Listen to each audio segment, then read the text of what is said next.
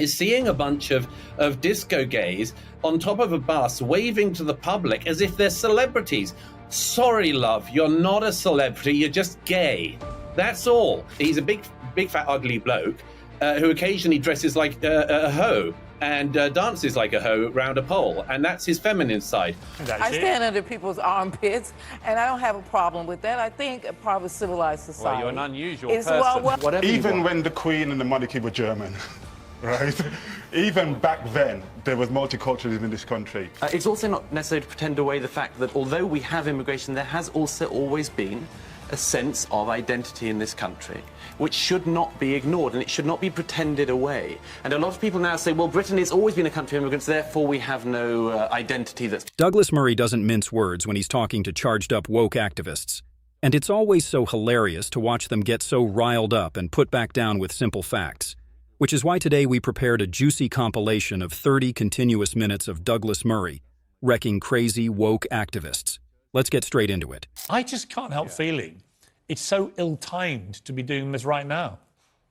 I couldn't agree more. I listened to the interview with great interest because, like everybody else in Britain, I have had an experience plenty of times in my life of what happens when the rail unions go on strike. And, you know, what it means is that everybody trying to get into their place of work has the most miserable time imaginable. I've done it myself countless numbers of times when the unions strike. You end up having to stand for hours at a bus stop to get onto a massively overcrowded bus and travel for hours to do a journey that would normally take you maybe half an hour. And so every time this happens, public sentiment against the unions grows. I can assure you, and many of your viewers will appreciate this, nobody stands under somebody else's armpit on a massively overcrowded bus for hours and thinks happily about the rail union. It's wild how these strikes turn everyone's commute into a nightmare. And each time, public support for the unions just tanks. You'd think they'd get the hint. Nobody thinks, yeah, those guys should get a way above inflation pay rise. Nobody thinks that. Well, that's Nobody the thinks problem. that the rail Bonnie Greer bosses is raising her hand, actually. I stand under people's armpits, and I don't have a problem with that. I think a part of a civilized society. Well, you're an unusual person. Well, it's true, and I used to live in New York, too, so I can say that. Part of civilized society is that workers should be able to withhold their labor, and we need organized labor. I have no problems with this at all, even though it is hurting people. I admit that. It is hurting people. There's no problems with it, really? No, I really don't. They want an 11% pay rise. They probably deserve it. They don't deserve it. Why don't they deserve it? Why would a train driver who may be earning £54,000 or more a year right now in this economic climate deserve an 11% pay rise? Nurses can barely get 1%. Well, I can't go into a technical thing about a train driver. But that's a skilled job. 54 grand. That's a skilled and in fact, he admitted they were more. Well, that's an important job. That was a hilarious takedown. But the next one's even spicier. I don't mind them getting a lot of money. It's not saving lives, it's driving a train. But he's also... You get in, you sit there, you press a button, but he's not driving an empty... No, he's not just pressing a button. Pretty much. And he's not... Actually, pretty much is what they do. I don't know anything about driving a train. All I'm saying is... How do you know they deserve an 11% pay rise? I'm going to give them the 11% pay rise because they're workers, and that's what I'm doing. Well, that's ridiculous, Alice. It's not ridiculous. All right, then any worker can ask for anything, and you, Bonnie Greer, just go, yeah, you can have it. Isabel. I would, actually. Isabel. Douglas, you want to come back on that? I would, actually. I just wanted to point out, Bonnie said that it's a skilled job. She then said it's an important job. It is an important job. It's not a skilled job, and there's one way to tell that, Bonnie. You or I could become a train driver if we trained. But you or I could not just become a brain surgeon tomorrow, could we? Right. What's that got to do with being a train driver? Well, the point being, it's not that skilled a work. Oh no, we're going to compare brain surgeon to a train driver. That's not equal, is it? But what I would compare is brain surgeons to this, and anyone working in the health service. But you can't put a brain surgeon. That was a mic drop moment from Douglas. She tried to downplay that, but the damage was already done. You can't get away. I mean, it wasn't an argument that was that hard to combat, but Douglas's takedown was still so funny to watch. Anyway, let's move on to a clip of Douglas confronting some wokies over what British identity is.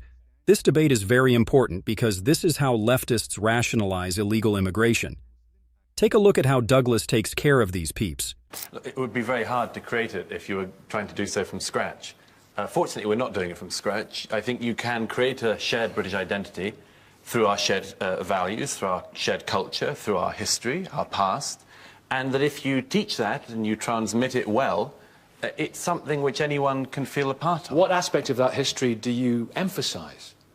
All sorts of things. You emphasise, apart from anything else, the good and the bad. There's a feeling that at some points in our past we might only have celebrated the good things in our culture. Some people would argue in recent years we've only celebrated the bad. You've got to teach people pride and also awareness of pitfalls.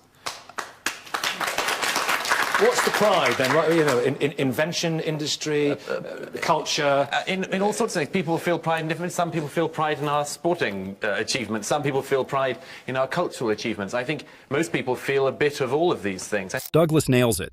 True British identity comes from acknowledging our entire history, the highs and the lows. Even when the Queen and the monarchy were German, right? Even back then, there was multiculturalism in this country. Not so long ago, the East End of London was a poor Jewish area. Yeah. There's other parts of the East End of London which was a poor German area. Poor Polish areas in Manchester and Birmingham. And when people came from those countries, they gathered together for security because they had people that understood them.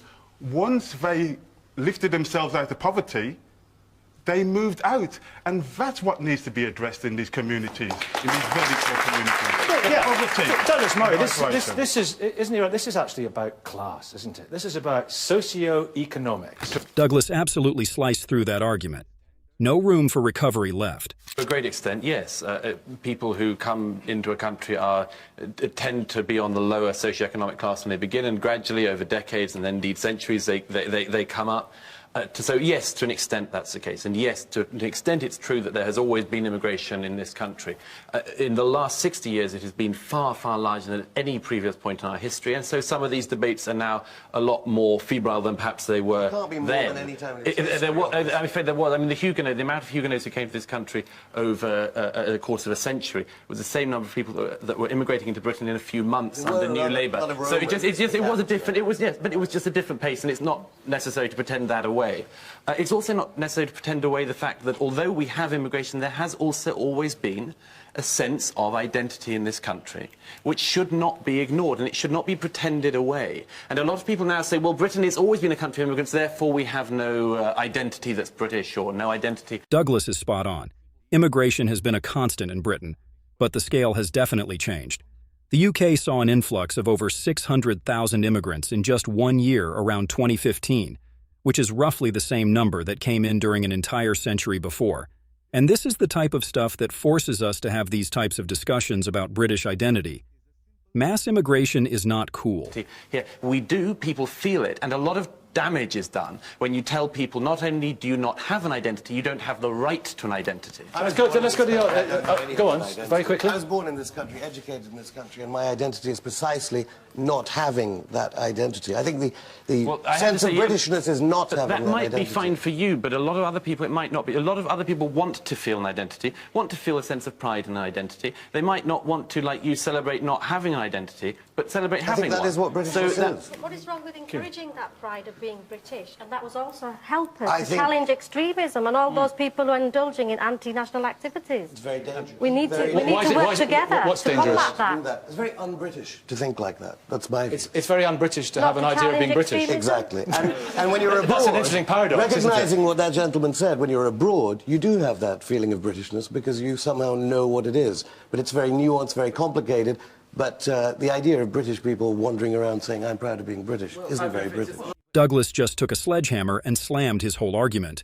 And he is right. It's vital for people to feel pride in their roots. And the way he called out that anti-national attitude was so nonchalant and savage. A lot of people do feel that, and I don't think you should pretend that they don't have that identity or shouldn't feel it. But if I just quickly on this, another thing that is worth considering is the fact that, you know, historically and around the world, what we have here is pretty unique. It's not completely unique, but very few other countries have this level of tolerance, decency, acceptance, and so on. And that isn't accidental. It is because there have been people in this country who have thought this through before. more. There is a tradition of philosophy in this country, even a religious tradition in this country, which has been accepting of people and which we should know about if we're going to celebrate it. But I think that if you get somebody to come up with an idea of what it is to be British, you will lose that multi-layered... You're not coming up with it. That will evolve. There's a difference between evolving, a British identity evolving over time and celebrating multiculturalism and actively promoting that people live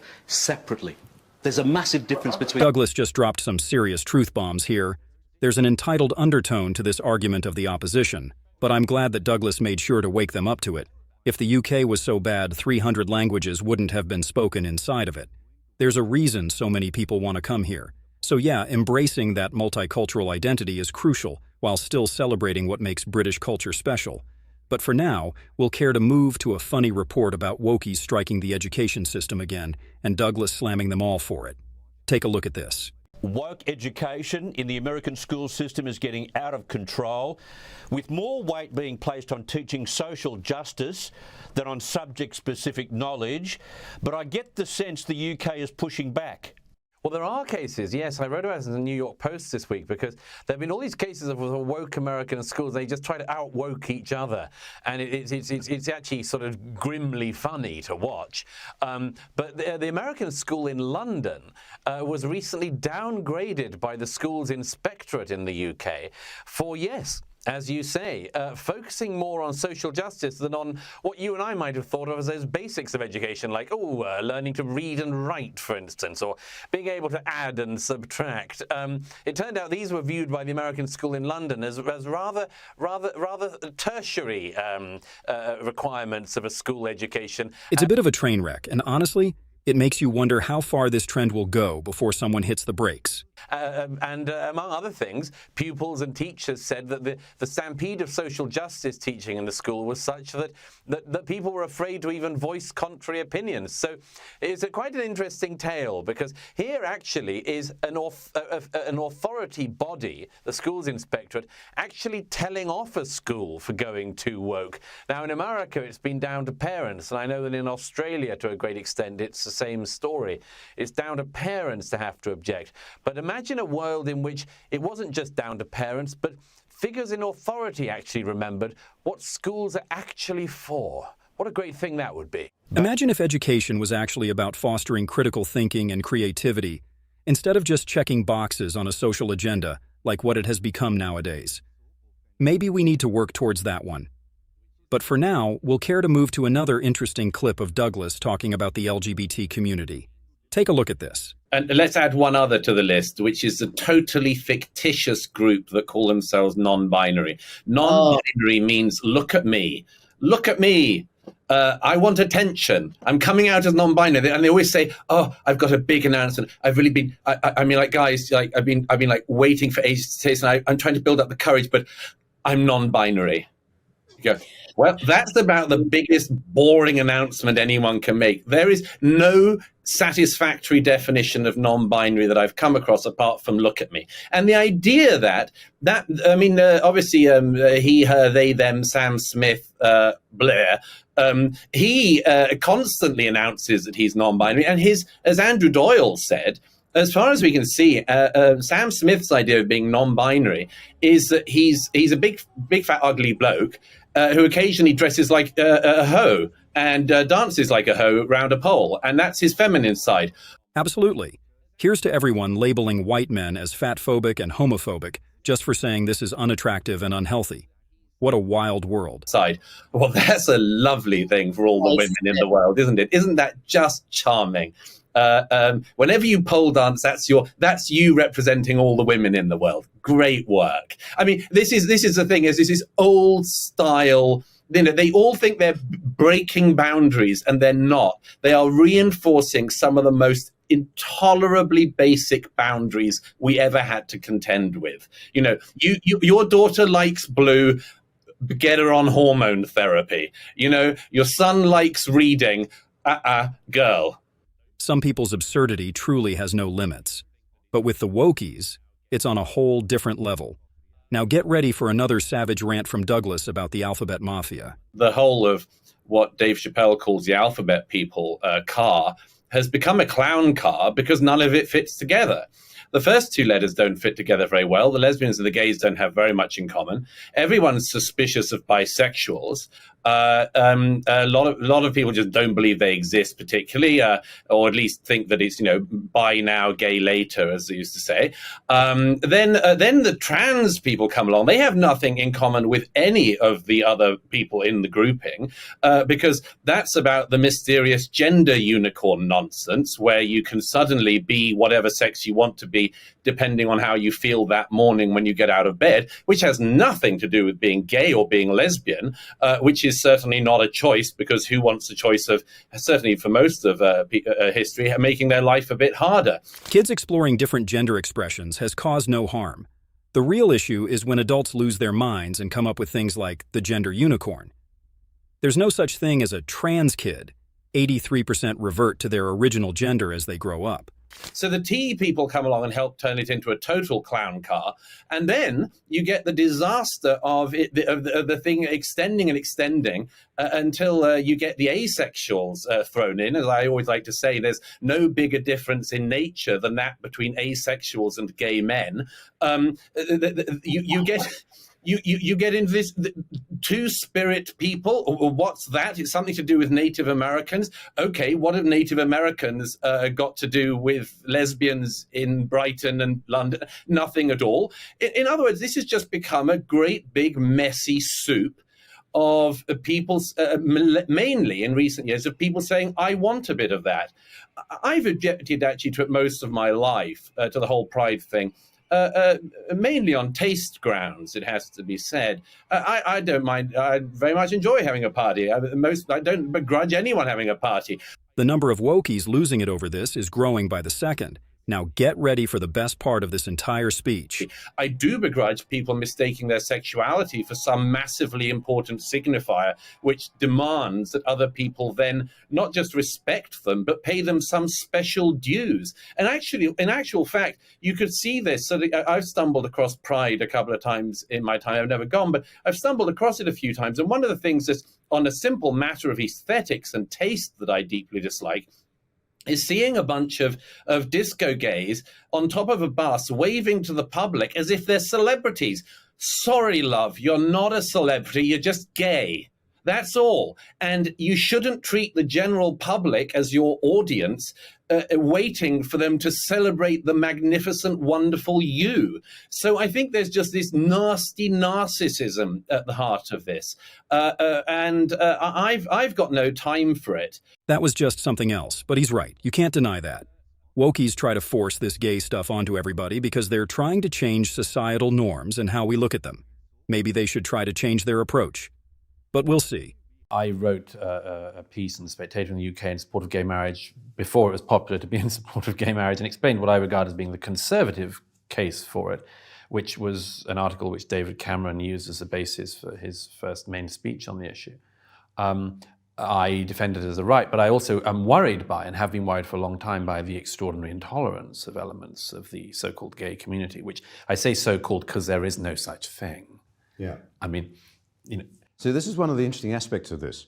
There must be, there are a lot of gay people who don't want to be defined by their sexuality. Well, just they like, are a whole heap of other things. Yeah. They're citizens. They might be Boilermakers. They might be city executives or what have you. But suddenly there's an insistence that they define themselves. Yeah, and this has come in very recently. A weird world we've come to indeed, which is a good thing. A normal world is a boring one. And it's come in each of the ones I describe. And it's a basis for madness. When people say the gay community, who are you talking about? It's like, women think this. Oh, really? 50% of the species all agree on something. Blacks say this. Really? Now, this is, let me put it another way. If somebody said, I know, I just love the working class. Who? Yeah. I just love the middle class. Who? I love the upper class. Who are you talking about? And it's the same with this. Why would we be falling for this interpretation of society? Polls from 2020 found that only about 24% of LGBTQ+ people felt that their views aligned closely with mainstream LGBTQ+, so those vocal people that take it this far are only a minority, and a very loud one at that.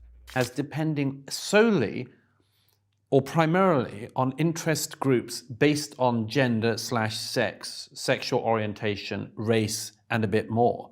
Why would we be doing that? Why would we be taking the individualism out of individuals and lumping them in these demonstrably incoherent bodies that don't even exist? They don't even exist. The LGBT community. Take me to your leader. Come on. I suppose in a way, you know, in public office, the thing that would have struck me about so much of this is that it actually ends up dividing us hopelessly. Yes. So we're forever focusing on our differences, on the things that divide us as citizens, rather than the things that unite us and that we have in common. What if that's the point? It is no secret that our generosity has been severely abused by these groups, and even so, they continue to vilify us.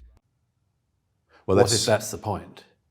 Yeah. So that's your second chapter is really on the Marxist. On the Marxist thing. Now, this pulling together of disparate groups who have grievances that can be stoked and sort of, if you like, used as battering rams for political objectives, often without them probably even realising that in a sense they're being used, that perhaps they're the modern version of Lenin's useful idiots. Yeah. Yeah, there's a pattern in all of this. As I say in that chapter, you can see the intellectual underpinnings, and they come from this idea that if it's a Marxist idea, but it's just transferred to the modern era, where instead of talking about society in class structures, you talk about it in minority interest group structures, and you lump people like this. Did you know that the term useful idiots originally referred to Western intellectuals who unintentionally supported Soviet propaganda? Vladimir Lenin, a leader from that era, used it to describe those Westerners who, while advocating for communism, naively promoted the ideology without fully understanding the authoritarian nature of it. And now we use it for peeps like this. Pretty much the same thing. What is the primary aim of this? Among other things, it is a different interpretation of society, which is therefore intended to segregate and pull apart societies as you and I might understand them. So that people's primary affiliation is not that I'm an Australian, or I'm British, but I'm a member of the LGBT community in the Greater Sydney area, for instance. You can predict with 100% accuracy the people who encourage this, the people who will grab the latest claim by an interest group and run with it. And it is always people who, in the past, had another way of trying to attack our societies. It's interesting how this approach shifts focus from our common humanity to divisions. Had a radical Marxist view of the world, for instance. We know this with the green issue, where, and again, like the rights issues I write about in this book, they succeed because they're not onto nothing, you know. The green movement is onto something with the environment and with our planet. But it has this hideous red interior which keeps exposing itself as desiring not a better relationship between ourselves and our environment, but, for instance, the end of capitalism. Yeah. And it's the same with this. I expose in each of the chapters that the people who make it repeatedly and desperately plain, that they believe, for instance, that being a woman should be merely the first step. It is true that while the Green Movement highlights vital environmental concerns, it often gets tangled up with radical agendas, blurring the lines between authentic activism and ideological warfare, which leaves us wondering who genuinely has the planet's best interests in mind. In a wider mission to bring down capitalism. Now, I don't think most women are on board with that, and most women would be rather surprised to be utilized in this fashion. But that is very clearly and explicitly, and I quote the various scholars and writers who've been pushing this for years, this is explicitly the aim. And it's why, as I say, you can always predict exactly who is going to latch onto the latest claim. When, for instance, the big bearded man with male genitalia wins the women's weightlifting competition, you can predict with 100% accuracy who is going to say, yeah, what's the problem with that? It is true that the push to redefine gender roles often overlooks the voices of many women, leaving them surprised and used as pawns in a larger ideological game. Where are the feminists when you need them? I'm not sure Clive the big weightlifter should be winning the women's category. You can predict it, and the people who say, why have you got a problem with that, bigot, are always the same people who believed, in the past, that our societies needed to be pulled apart in another fashion. And now they'd like to do it in this fashion. That was some serious food for thought.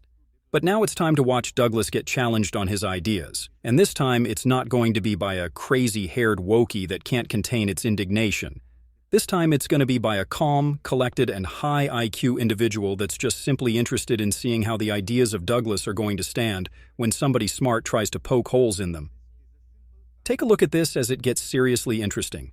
Okay, so do you think that we still live in a racist culture? Is that an accurate statement, or is that a false statement, or is it kind of somewhere in between? No, I think it would be a defamatory generalization about a society like ours in Britain to say we live in a racist culture, just like it is to say we live in a patriarchal culture or a sexist culture or a rape culture or any of these other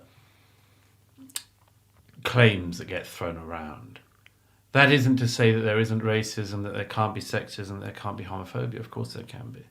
So the argument would be that those things exist, but they're not, what is it, institutionalized? Like, what is it that makes it kind of a cultural phenomenon rather than just a thing that exists within a culture? Well, first of all, to say that a thing can exist, that there are individuals, for instance, who may have unpleasant views themselves. Douglas has a such real knack for tackling tough topics with a chill vibe.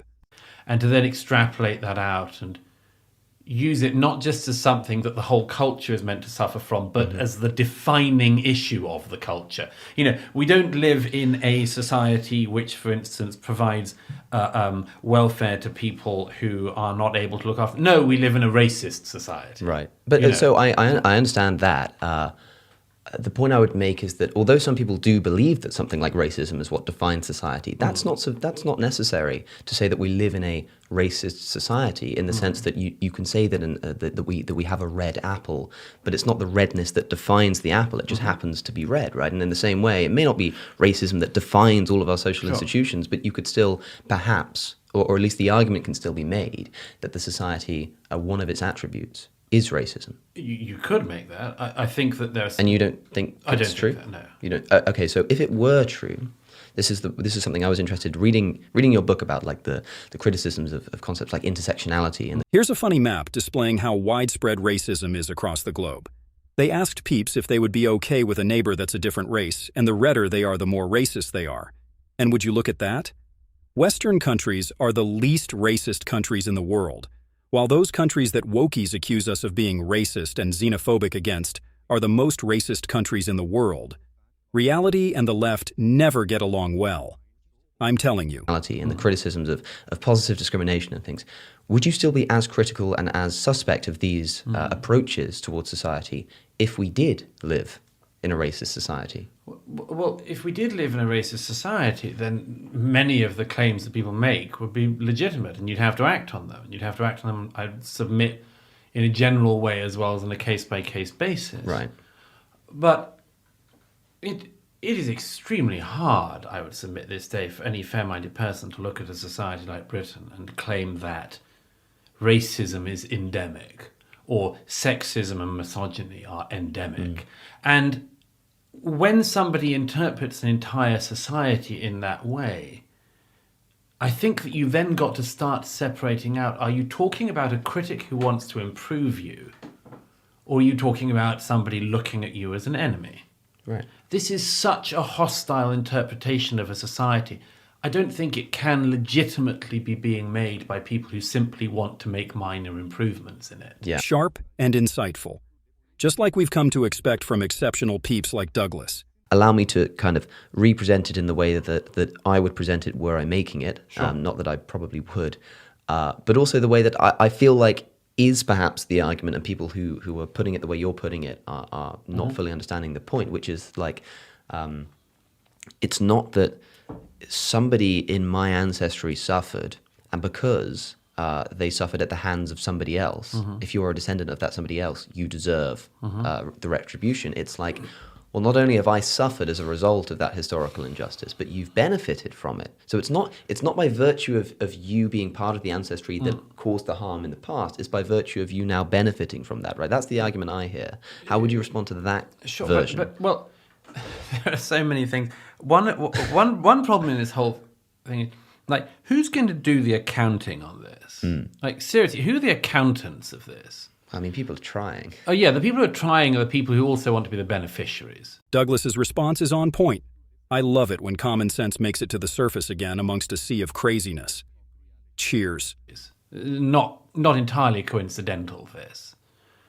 I mean, what if we agreed, for instance, that we should draw up a list of suffering people in history and find a way to compensate people for it? Yeah. We might find, for instance, that at the top of the list of races that have suffered are the Jews. Do we do some massive house-to-house money taking and give it to the Jews? I mean, I just... Where on earth would this end? You know, well, presumably it would end up... Wise words indeed. Anyway, that's all we had for this video. If you want to watch more content of wokies getting destroyed with their own logic, then you can click on the pop-up on screen, and we'll catch you in the next video. Peace.